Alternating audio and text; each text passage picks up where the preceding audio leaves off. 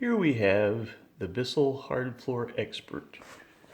It's a small vacuum that's used just for hardwood floors.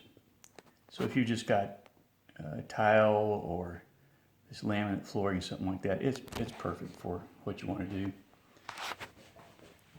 This particular model is specific to Walmart. It has a W after the prefix. I'll show you here the tag number in just a minute. You can see there's a squeegee here on the bottom with notches in it, and it funnels the dirt into these notches. It goes up this opening right here on the bottom. At that point, it travels right up here and into the top of the vacuum. It enters this area here where it has a small screen to catch any big things. Most of your debris goes into this section, and then there's a removable washable filter here right before it goes to the motor, and a pre-filter for the motor. Let's take a look at that. Notice here there's a release, and there's a catch here on the front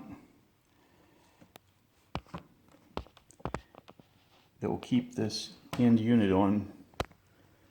So if you need to remove that and clean that tube out, that's how you get to it. It's a bit kludgy, but it can be done. Let's look at the main maintenance items on this thing right now. Squeeze here, and your tank comes off for emptying. You have to do this all the time. If you grab here and turn, there is a release for this. Turn it clockwise, and then you can remove that, wash that out in a mop sink or whatever. You do want to keep that all cleaned out to where it grabs really well.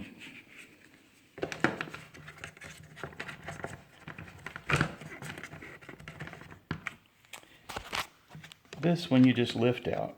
There's little pins here, and it tells you all about it right here on the bottom, so you could order a new one if you need to.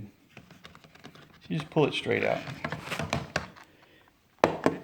It's got these flat sides on it, and the flat sides are how it lines up. Nothing actually grabs. You want to keep this rubber cleaned off.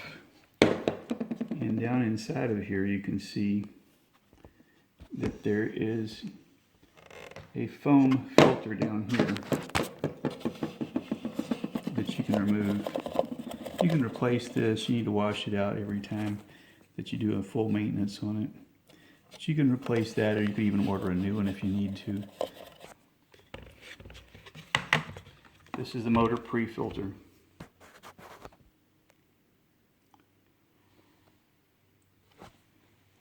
Now I'm going to go ahead and remove it. You have to give it a slight turn, and it catches on these bayonet fittings. The bottom of the filter here meets up with the rubber seal and the bottom of this pre-filter holding.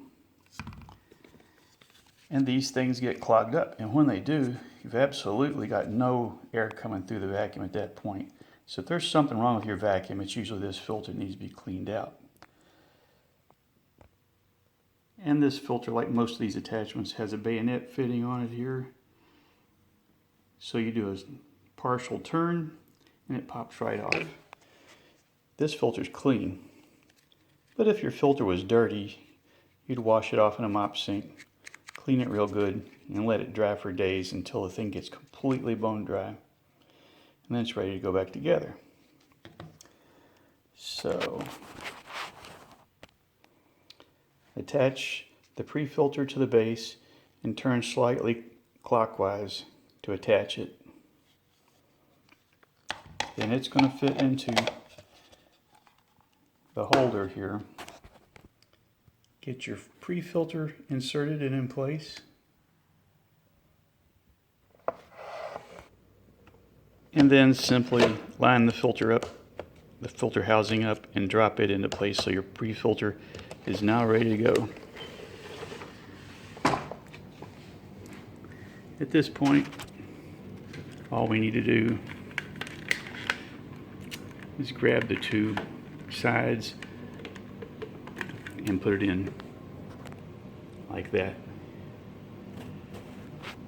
It's a really wonderful little vacuum, but you must keep it cleaned out all the time to keep it working properly.